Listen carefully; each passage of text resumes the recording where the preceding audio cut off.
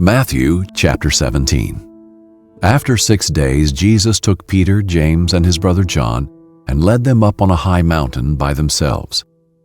He was transfigured in front of them, and his face shone like the sun. His clothes became as white as the light. Suddenly, Moses and Elijah appeared to them, talking with him. Then Peter said to Jesus, "Lord, it's good for us to be here. If you want, I will set up 3 shelters here, one for you, one for Moses, and one for Elijah."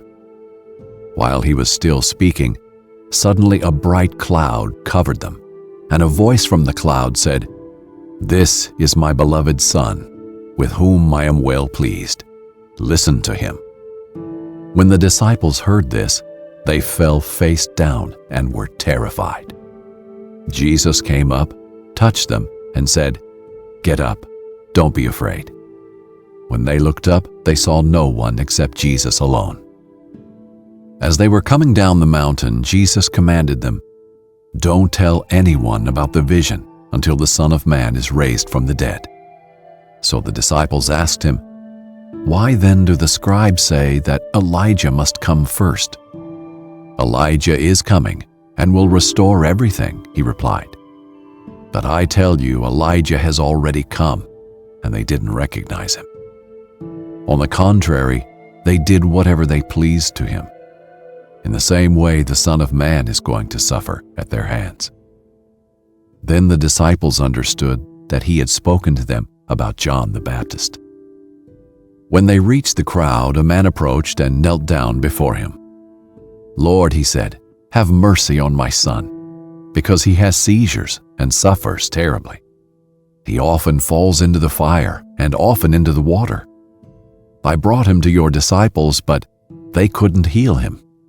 Jesus replied, "You unbelieving and perverse generation, how long will I be with you? How long must I put up with you? Bring him here to me." Then Jesus rebuked the demon, and it came out of him. And from that moment, the boy was healed. Then the disciples approached Jesus privately and said, "Why couldn't we drive it out?" "Because of your little faith," he told them. "For truly I tell you, if you have faith the size of a mustard seed, you will tell this mountain, 'Move from here to there,' and it will move. Nothing will be impossible for you."